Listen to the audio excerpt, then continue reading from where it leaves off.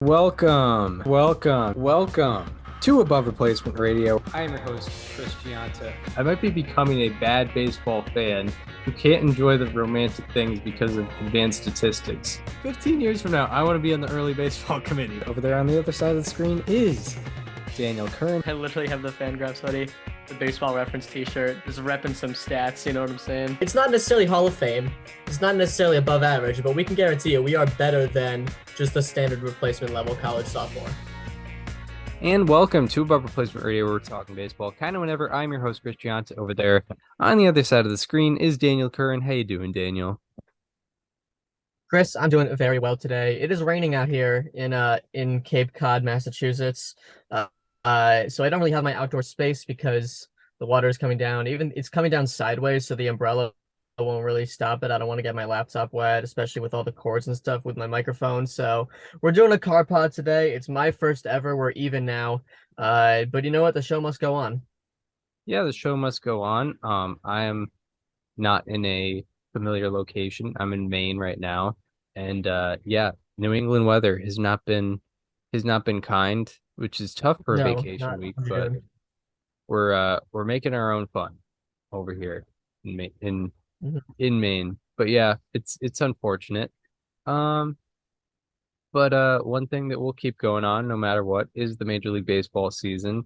And here in uh here in late June, where we stand, we are in phase two of the All-Star ballot. We never really talked about phase one.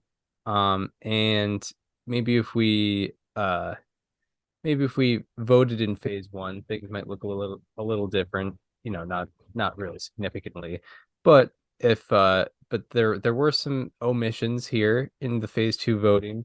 Um, first of all, what do you think about there just being only two candidates per I position? think fan voting as a whole should be abolished, and I've stood by this for many a year. Uh, I started formulating this take in 2015 when Royals fans were stuffing the ballots and almost putting Omar Infante over in the All-Star game over Jose Altuve. Uh, so I mean, it's fan voting is just bad in my opinion. I think, it omits a lot of deserving candidates, puts in a lot of non-deserving candidates, especially for starting. Um, and it's just, I don't know, I don't like it. I'm cool with it just never being a thing again and just letting like every team's analytics department decide. Yeah, right. Yeah, I understand that for Maybe sure. not that specifically. That was just the first thing that came to mind. Yeah, the Rockies would not have much representation there.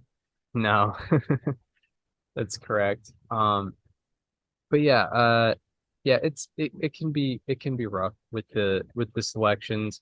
I don't really care too much because, the All-Star game is the All-Star game, and we both don't, you know, it's not the biggest thing in the world, obviously, as as it is an all-star game. However, if players like contract status or arbitration status is kind of dependent on all-star stuff, then yeah, we should get rid of this because there are certain fan bases Yeah. that really take over this thing. Yeah, no, it's tough. I don't like it. But you know, I'm fine with most of the candidates. I don't think there's a single person where it's like I don't want to vote for either of these people because none of them are deserving. Except for maybe NL third base, but there just haven't really been many good NL third basemen this year at all. Right. Yeah. Really Yeah. the only one. Yeah. There's not someone who's been overly dominant. Um, but yeah, I wish it would be nice if they had three candidates or something like that. Because also, what happens with this is like someone could be really good, like, or someone could be kind of doing mediocre like 3 week, as of 3 weeks ago, and then get really Mhm. hot, and now they're not on phase two because people were voting from based on statistics from 3 weeks Yeah. ago. So it does take away from that, but that's kind of what happens when you have a all-star game Yeah, in the I middle know of the exactly. I know season. exactly who you're talking about. Yeah, yeah, yeah. I know exactly who you're talking about. Yep, Yeah, yep. 100%. I thought the same thing. Yeah, it You know, sometimes a guy has like a 3 home run game in early June, and you know, it's people don't know that. yeah, right. And yeah, people's minds are already made up on their all-star ballot when Yeah, it's and you know, relevant. not like naming names here. You know, not naming names here, but you know, I mean, if you're like a I don't know, a first like a third baseman on like a team that's under 500 in a pretty bad division, and you know, you're kind of known for not getting a lot of recognition, and then you know you're not having the hottest start to the season, but then you have like an amazing stretch, you know, in early June to mid June, and people are voting in late May.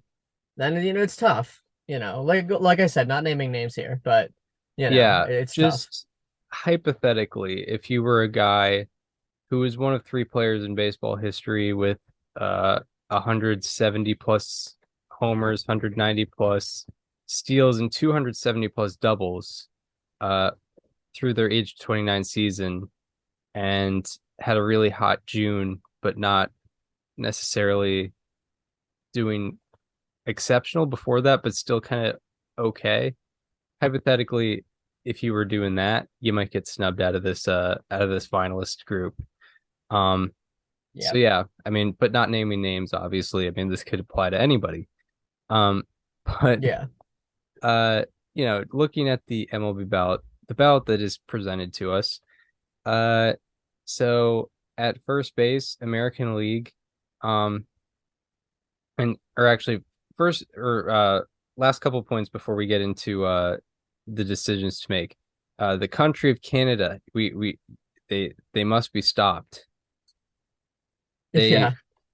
They are and Peace is you no have to longer an applaud option. them. I think we were talking Yeah, you about do. this.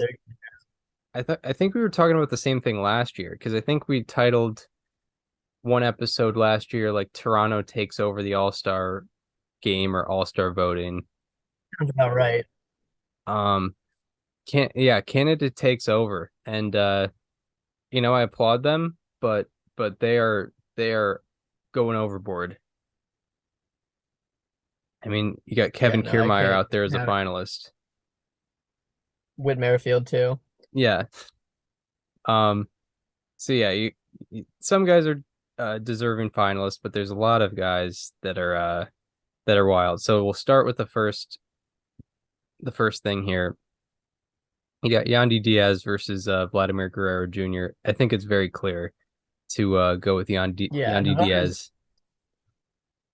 Yes, it is absolutely very clear. The voters actually got it right. Not only does Yandy Diaz lead all first base AL first baseman in Fangraphs wins above replacement, but he also leads all first baseman period in weighted runs created plus with 164. So a heck of a job by the voters for a small market guy like Yandy Diaz in. Yeah, he is my vote, no doubt about it. Yeah, absolutely deserves to be up there, no doubt about it. Um, and for the yeah, we'll just keep it in the AL. We'll go down the AL. Second base is a pretty clear choice too between Whit Merrifield and Marcus Semien. Yeah, I mean Marcus Semien, but even before this season, he was so set apart from the rest of the second base. Um, And even with like a big slump that he's been going through recently, I know you highlighted him on Slightly Alarming. He's still there. yeah, he was definitely a part, especially considering like Altuve being hurt at the beginning of the year. Like there was no other second baseman that was above him that was healthy heading into the season. Um, and yeah, he's Uh, been for of the next best American League second baseman, by the way. um yeah he is very yeah he is yeah one win and a half above the rest of the pack in the AL. That's pretty Yeah. wild.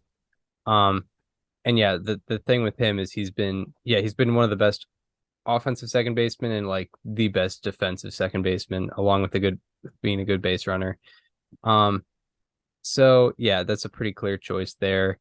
Third base, you have Matt Chapman versus Josh Young. Um, the clear omission is Jose Ramirez, who leads all third basemen Hmm. in F4, um, who in his last like in the last like 2 or 3 weeks, I think has over a 1200 OPS, but he's not an option. So between He Chapman also and Young, leads all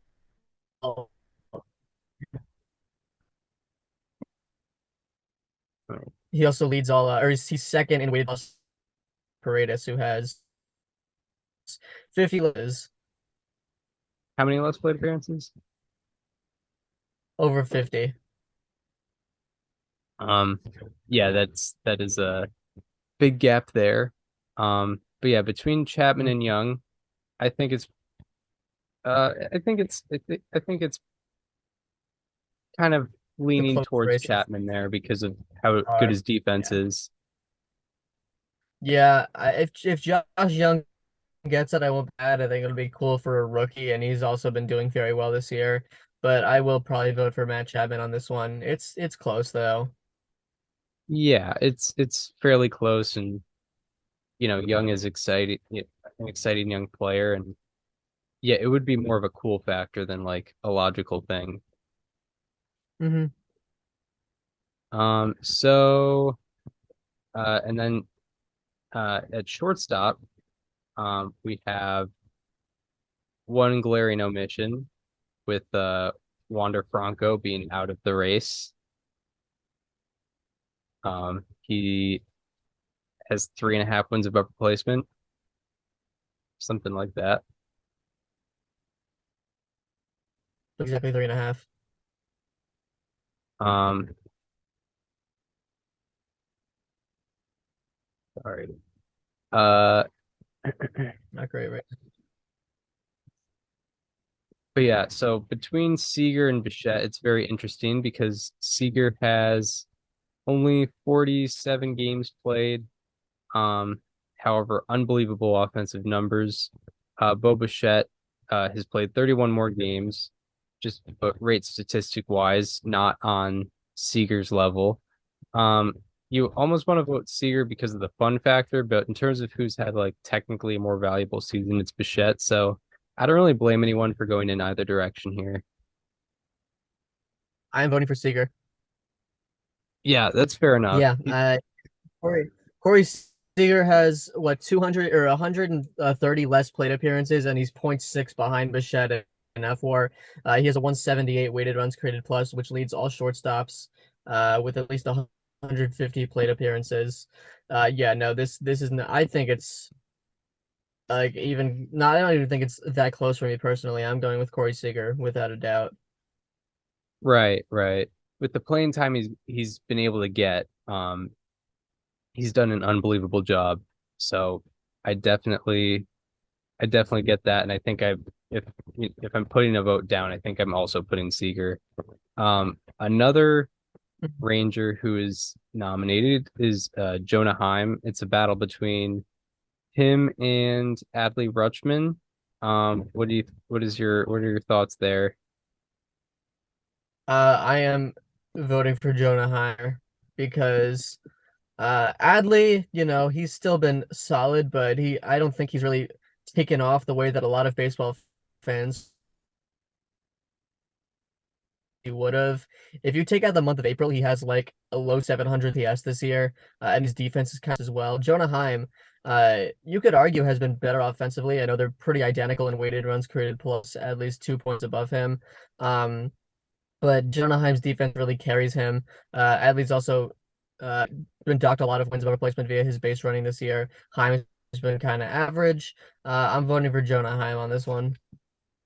Yeah, I'm going with Heim too, because of the better defensive numbers. Park adjusted wise, they have um uh Rutschman has the advantage offensively, but Heim does have the higher overall OPS, non-park adjusted. Uh, so yeah, we Yep. both agree on Jonah Heim there. Outfield is weird because the best players are injured, but there are some Yep. other options to go with, but albeit a short list. Yeah. So the five potential out the six potential outfielders are Yordan Alvarez, Randy Arozarena, Adolis Garcia, Aaron Judge, Kevin Meyer, and Mike Trout. Alvarez is out until August. Judge is out, likely at least until the All-Star break. We don't really know. Uh, so I voted for Arozarena, Garcia, and Trout because all three of them are better than Kiermaier. Yeah, yeah. Yeah. And it leads to the discussion of like, yeah, there probably should be more candidates because it shouldn't be hmm two injured players and then four guys, including Kevin Kiermaier. hmm Which, to Um, be fair, I mean, Arozarena, Garcia, and Trout all ranked top 10 among all outfielders in F4. So it's not like they're three completely other guys. Like Luis Roberts a snub, right? I mean, that's the big one. yeah, there's an argument for Alex Verdugo or J Rod. Yeah, there's an maybe even J Rod. Yeah, yeah. But yeah, Luis Robert is a big snub, absolutely. Um, so or wait, where's the ballot at? Yeah, I definitely agree with those three. And Shohei Ohtani is already in, because he was the top vote getter. Yeah, He's been absolutely unbelievable, and he's a king. He's the king of the month of June. Um, yeah. he slugs 739 in his career in the month of June. It's incredible.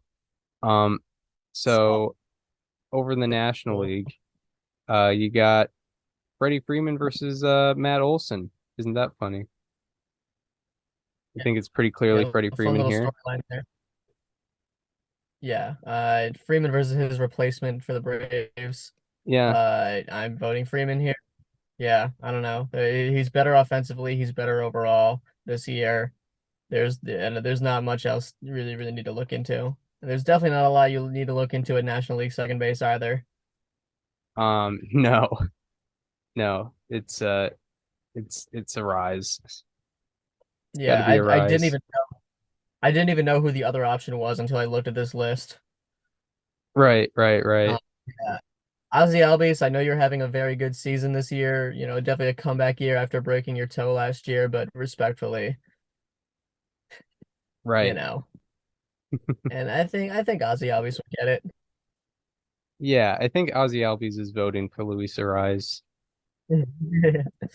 Um, Yeah, I mean you should be. National League third base, we prefaced it. It's pretty Yeah, interesting. It's two this guys with sub 800 OPSs. There were a couple options of like random guys who are like having good years that were left off. Most notably Jamer Candelario, JD Davis, and Ryan McMahon. But, Austin Riley and Nolan Arenado are far more well known. So they obviously got the votes. If you're happy to choose between Riley and Arenado, where are you going? Uh, I mean that is a good question. I don't know. I'm not really too passionate about this one, I'm gonna be honest. I Yeah, guess I'll go with Austin Riley. Yeah, I'm because he has like better defense overall. Arnado really regressed there. Arnado had a really bad stretch. I know that Arnado does have like better offensive numbers, but I will go with Riley because he does have a better overall. For that one, I'll just go with wins above replacement. I don't know. I tried not to do that, but yeah, I me as mean, I don't know. well. This one sucks. Yeah, it's tough. I would go with Riley as well because yeah, there's been some weird defensive regression with Nolan Arenado. Um, and people maybe they'll realize that at some point, um, but yeah, this year specifically, Arenado's in the negatives on both, I think, outs above average um and defensive runs saved. It's in the negatives in Yep. both those. Um, and National League shortstop is also interesting between Orlando Arcia and Francisco Lindor. There were a couple of other National League shortstops that could have been on there, including Dansby Swanson. But between Arcia and Lindor, what do you got? I'm going Arcia on this one. He's been better across the board offensively. I know that Lindor does have him pretty significantly in both defense and base running, and therefore a higher wins above replacement. But it's pretty marginal, and I think the gap between their offense is greater than the gap between their overall production. So I'm going with Orlando Arcia as my all-star starting shortstop, like everyone predicted preseason Right.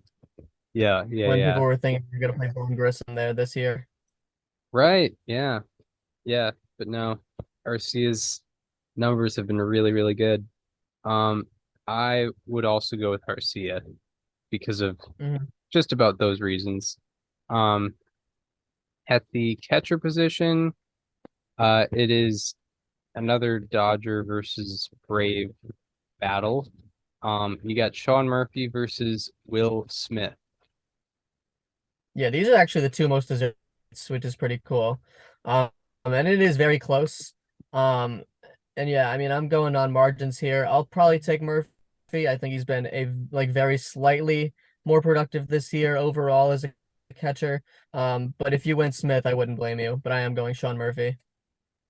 Yeah, I understand that. I mean, it's very, very similar offense production, but they're somewhat opposite defensively. Like Will Smith has been, not horrible as a backstop, but I think below average defensively, while Sean Murphy has continued to be really, really good defensively.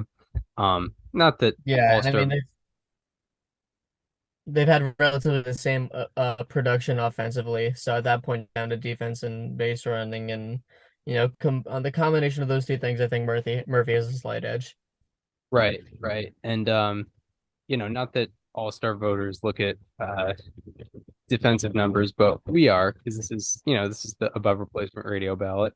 Um, so we mentioned these things, and also I looked last night. Sean Murphy's expected numbers are actually better than his actual numbers, so pretty wild. His like sweet spot rate and line drive rate are through the roof. Um, getting his expected numbers up, so it's not like he really lucked his way into this position. Um, and then in the outfield, Acuna has already been voted in, and then I think the other two options are pretty obvious compared to the other players. I do think there are a lot of snubs here. I would rather have Tatis and Soto. Soto's another guy that started playing well in mid to late June or in early to mid June, and kind of got the benefit or the doubt of that. But Harris and Gurriel, Gurriel looked great early on. He's kind of struggling now. Harris has looked good over the last couple of weeks, but I don't think people were voting based Betts and Carroll. But Soto and Tatis should be on this ballot. I totally agree. I totally agree. Um, both both players have been extremely good. Um, Yeah. while like Gurriel has had a hot stretch, but he's not, he's not someone you rely on for defense, and he's also not on the offensive level of Tatis or Soto this season. And then Harris, I I think, is really hope just this should be the year where we see Tatis in the home run derby, my opinion, personally. yeah, right. It would be He's only been nice. eligible to do it in 1 year. Right. That's correct. I'm assuming he declined it then. I don't know. My guess is that he wouldn't do it, but I think we should have him do it personally. I know Julio's in it. He's the only confirmed candidate so far. Right, right, right, right. Um, yeah, the regarding the NL outfield situation, yeah, like Gurriel Jr. He's he's not the most he's not more deserving than Soto or Tatis Jr. And then with Harris, I think that's just a product of Braves fans really going out there and voting for all Braves because it's like the Hmm. only reason I would have him up there. So yeah, it's Carroll and If I had to pick, yeah, I want to go back to the home run derby. Like I'm trying to think of who like the most ideal candidates would be because I think like I'm thinking realistically here. I mean, I think Julio's obviously there. I think a lot of people want Ellie De La Cruz, and I'm cool with that. Also, like Luis Robert would be fun. Pete Alonso would be fun. Obviously, Jorge Soler would be fun. Guys that have hit a lot of home runs this year and also have that power. Tatis, like I mentioned earlier. I don't know. Who are some other guys that you're thinking? Maybe a Rosarena would be a cool one. I'm going to the barrel leaders. Um, Yeah, did you mention Acuna? I did not. Yeah, I mean that would be cool. I'm just going through the barrel leaders for this year. Um, just for like the top, I don't know, 10. You have Acuna, Otani, Matt Olson, Matt Chapman, Judge, who will obviously be injured, probably not going to be able to do that. Jorge Soler, Vladimir Guerrero Jr., uh, Adolis Garcia, Pete Olson or Pete Alonso, Nicholson. Pete Alonso, and Freddie Freeman. I think Adolis Garcia might be a cool like That would wild be a card good one. candidate. Yeah. No, I like that one a lot. Um, so yeah, that would be cool. But yeah, I'm trying to look down the list here. Maybe Randy Rosarena would be a new guy to put in. Um, Hmm. I don't know if he would do I it love this the idea. year. I love the fact that we're just like scrapping the idea of like these guys have to be all-stars to do the home run derby because like Julio Rodriguez is not a finalist and there's a chance he's not an all-star, but we know he's doing the home run derby and that's mostly because it's in Seattle. They needed a representative and Julio is going to be that guy. You know, I'm assuming he probably leads the team in home runs this year and even if he doesn't, he's the guy that you want Right. that Yeah. doing it. Yeah. I mean, and he put on that show last year, almost won it last year. Hmm. Um, yeah, yeah, yeah. I think one year it would be fun. I don't know if this year's the year, but it would be fun to have Devers do it. Um, Yeah. he could he could definitely do some cool stuff at the home run derby, but this year might not be the I year to think do Alex that. Cora doesn't let it. I think Alex Cora just doesn't let his guy do it. And literally, not a single Red Sox player has done it. I think since Adrian Gonzalez in 2011. Yeah, no, I think you're right. Yeah, I think the Red Sox just don't let their guys do it. Right. Like Ortiz hasn't done it since he won it in 20 or hadn't done it since he won it since Yeah, why 2010. why didn't he do it in like 2017? Right. Yeah. Um, yeah, and so just yeah, wrapping up the All-Star voting. The DH is between Bryce Harper and JD Martinez, and I think that's a pretty Oh clear yeah, choice. yeah. No, it's JD Martinez. I mean, he's hitting. He's hitting a lot better. He's slugging a lot better, is what I should say. Harper does have a better OBP and average, but Martinez has a 555 slugging. Uh, that's what you do as a DH. And he's been playing the whole season. You know, Yeah. Harper came a month into the season. Um, all right, Mm. I, I love that I voted for four total teams in the National League: Dodgers, Braves, Diamondbacks, and Marlins. right. Pod, And also, how many teams in the American League? One, two, three, four. I think I also voted for four there: Rangers, Rays, Angels, and Blue Jays. yeah, I think it's just the fans. Some fan bases really showed out for their players, and others didn't. I don't think there's any Padres up there, No. despite their tremendous. So All-Star voting can be interesting, but we're going to be highlighting some players that are under the radar. Could be All-Stars, could be potential, last minute All-Star inclusions. Um, but we will get into our Tuesday, June 27, 2023 edition of How About That? He's striking out less, walking more, and he's also making better contact. Turning into a strikeout machine just out of nowhere. He's been excellent all around this year. He is getting a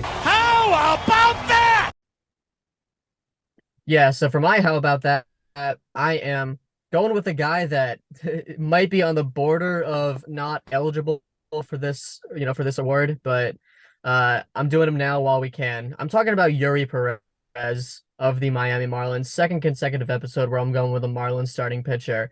And I mean, I got it because I've been hyping him up for a while. He was born in 2003, which is nuts. Um, but over his last five starts, he has an 0.32 ERA, 1.77 FIP. His ERA leads the majors and his FIP ranks third. Before this span, his strikeout rate was 24.1% and his walk rate was 12.7%.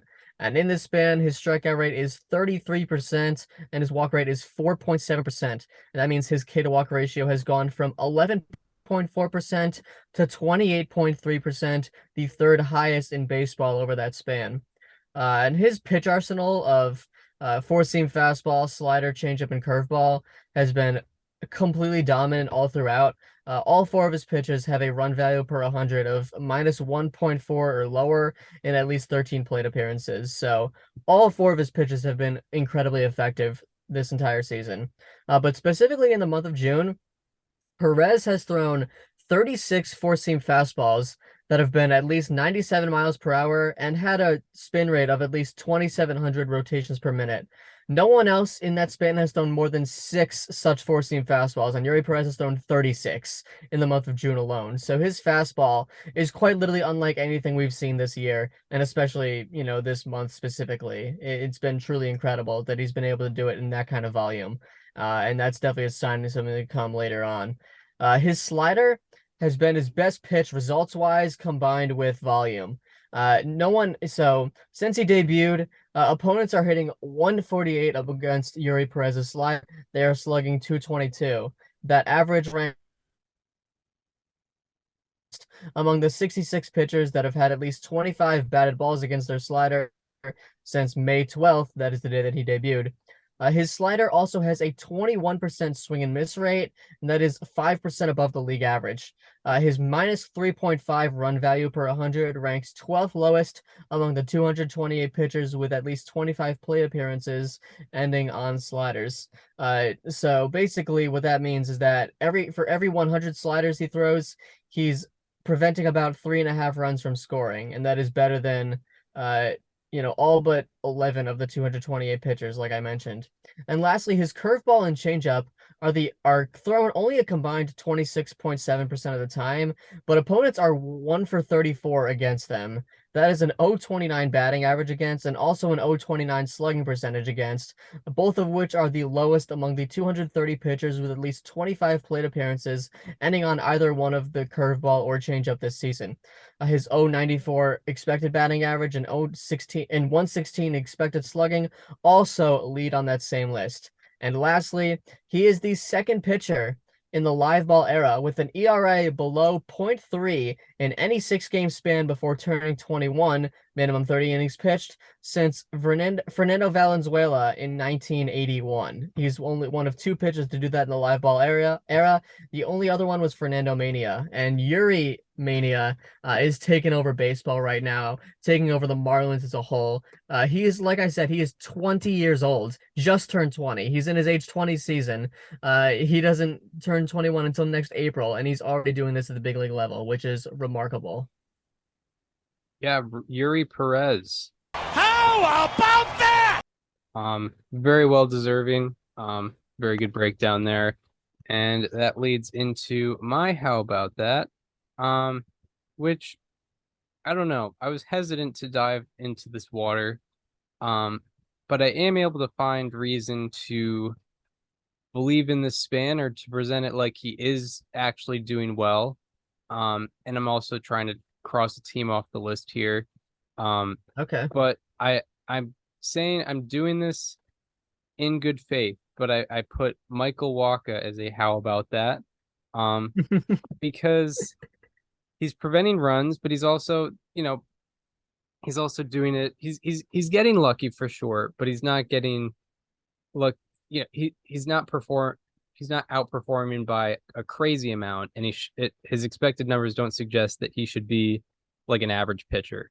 So I'm highlighting him, and I have some numbers to back up what he's been able to do. So obviously, since the start of May, he has a 1.14 ERA in 55 and a third innings pitched, and out of 78 qualifiers in the span, he leads in ERA. Along with that, Out of 100 pitchers with 750 plus pitches thrown since the start of May, his expected slugging is 8th lowest and expected WOBA is 6th lowest. So, top 10% in the expected numbers, which is pretty wild. And, his expected numbers last year were fairly average despite the lower ERA. Michael Walker's average exit velocity against has gone from 89.2 miles per hour before the span to 86.9 miles per hour in this span. His average exit velocity ranks 8th lowest out of 100 pitchers with 750 plus pitches thrown in this span. So bottom, top 10 there. Also, his barrel rate has gone from 12% before the span to 5.5% in the span. And out of 126 pitchers with 100 plus batted balls in the span, his barrel rate against ranks 16th lowest, top 15%-ish there. His line drive rate has also gone from 30% to 21%, which is the 18th lowest line drive rate out of 126. And his pop-up rate has gone from 2% up to 15%. His pop-up rate is the second highest out of 126. So he's getting a lot of high fly balls that just never, those types of fly balls never land as hits. And with Walker, he, what could be pointed out as a potential luck factor, and some of it probably is the fact that he has a 96.6% left on base rate in this span. And that is because he's performing exceptionally well with runners in scoring position. The league average left on base rate is, I think, like 72, 73% or something like that. And Walker, if you round, is at 97%. So definitely not sustainable, but he's doing amazing with runners in scoring position.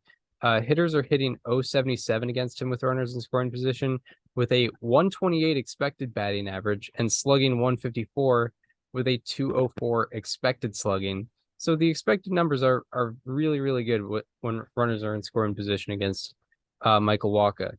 That is because he has an 84.7 mile per hour average exit velocity, 21% sweet spot rate, 16% line drive rate, and 16% pop-up rate with runners in scoring position. So he's gotten better batted ball numbers with runners in scoring position, which has led to him having an unbelievable left on base rate in the span. So Michael Walker getting a. How about that? All right. So now we move from the highs to the lows, where we will be talking about where we will be doing our Tuesday, June 27, 2023 edition of Slightly Alarming. He's been barreling up the ball way less. He's not missing bats. He's not getting the ball on the ground, and people are hitting it in the air more. It's been so bad. He is getting a. Slightly alarming. So for my slightly alarming today, I will be taking the talk of shame. Unfortunately, I will be talking about a guy that I had as a player to watch before the season that has not lived up to the hype. And I'm talking about Shea Langoliers of the Oakland A's, because he has been struggling lately. Since June 13th, he is slashing 128, 128, 205 for a 333 OPS and a negative 15 runs created plus, the second lowest weighted runs created plus in the majors over that span. When I highlighted him before the season, I talked about, his how well he was pulling the ball last year and also his line drive rate from last year. And neither of those have really helped him out this year. In fact, they've gotten a lot worse. Overall, this year, he has just an 18% line drive rate and a 17.6% pop-up rate. That leads the 180 batters with at least 150 batted balls this year. He's not hitting he's hitting line drives, and they are being replaced with pop-ups, which is like literally the worst downgrade you could possibly make imaginable.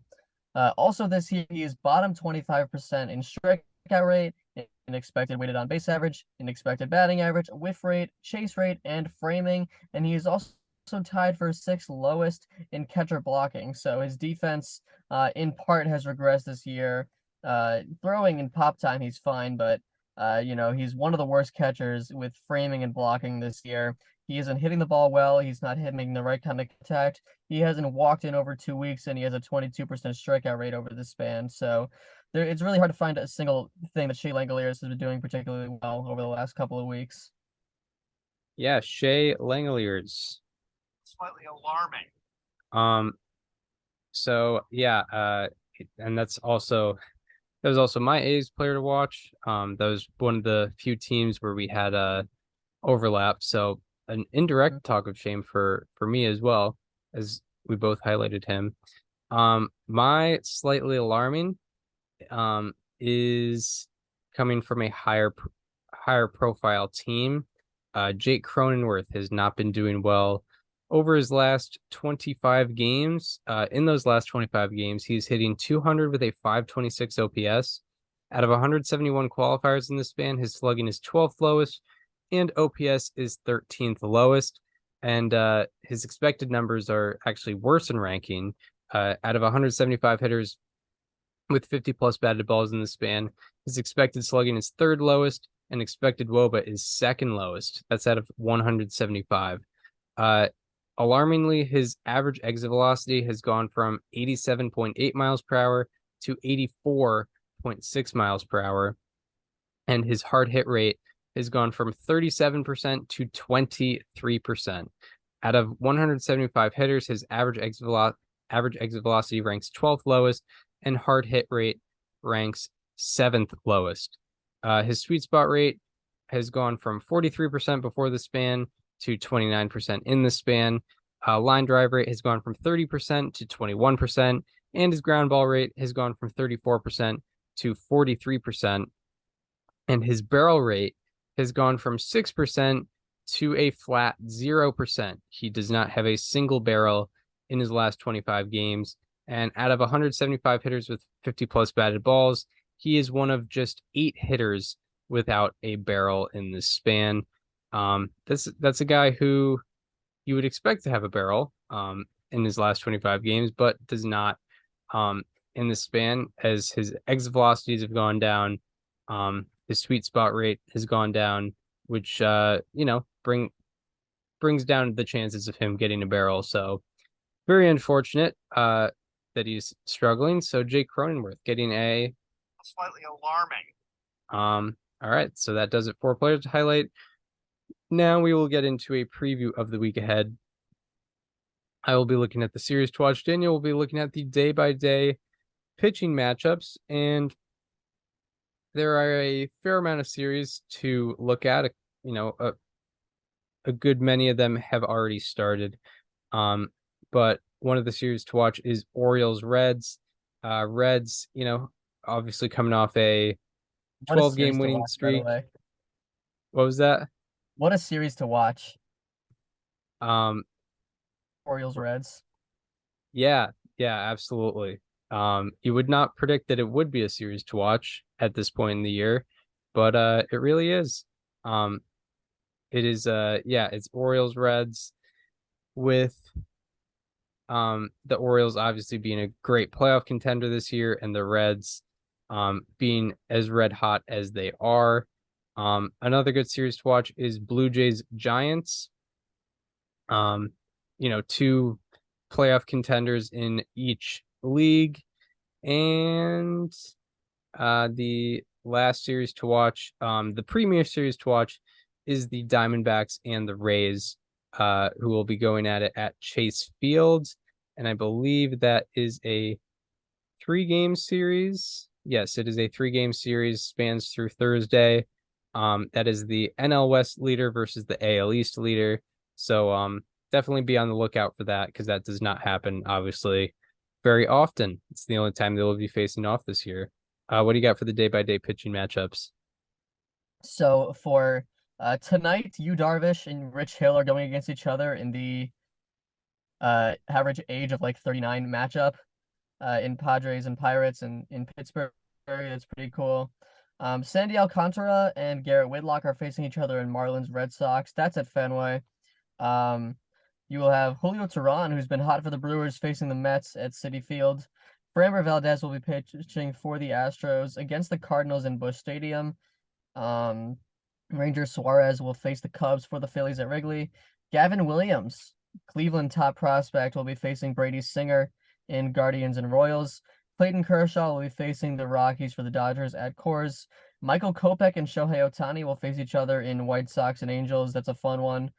Taj Bradley and Zach Gallen will face each other in Rays Diamondbacks, like Chris mentioned, in Arizona. And matchup of the night comes from Twins and Braves. It's Joe Ryan versus Bryce Elder.